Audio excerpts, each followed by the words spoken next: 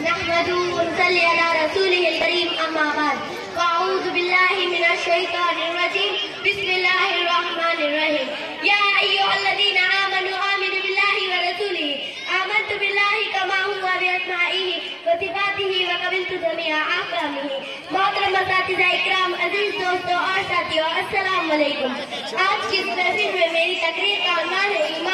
ایمان نام ہے لا الہ الا اللہ محمد رسول اللہ کی گواہی دینے دل سے تصدیق اور زبان سے اقرار کرنے کا ایمان کا مطلب ہے اللہ کو ایک ماننا اسلام نظر آتا ہے ایمان نظر نہیں آتا اسلام نظر آتا ہے ایمان نظر نہیں آتا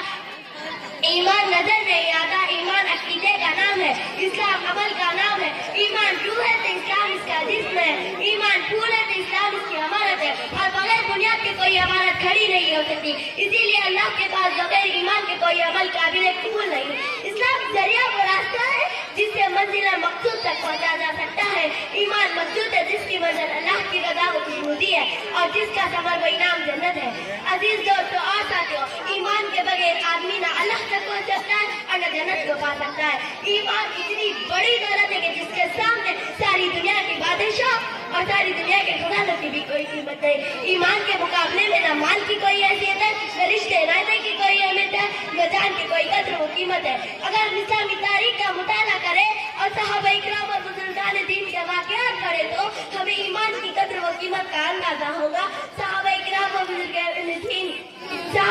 اور بزرگان دین کا جوش ایمانی اور اللہ پر کامل یقین دین کے لیے قربانیوں سے بابائے سامنے آتے ہیں تو یہ محسوس ہوتا ہے کہ وہ میدان عمل کے مرد مجاہد اور اسلام کے سپاہی تھے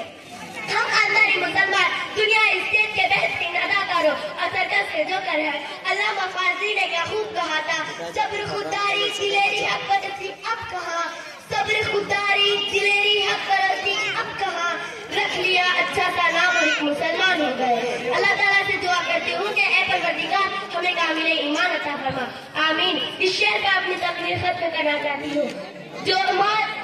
مال مانگو تو مال دے دوں جو مال مانگو تو مال دے دوں جو جان مانگو تو جان دے دوں مگر مجھ سے ہرگز نہ یہ ہو سکے گا کہ میں اپنا دین اور ایمان دے دوں فآخر دعوانا الحمدللہ رب العالمین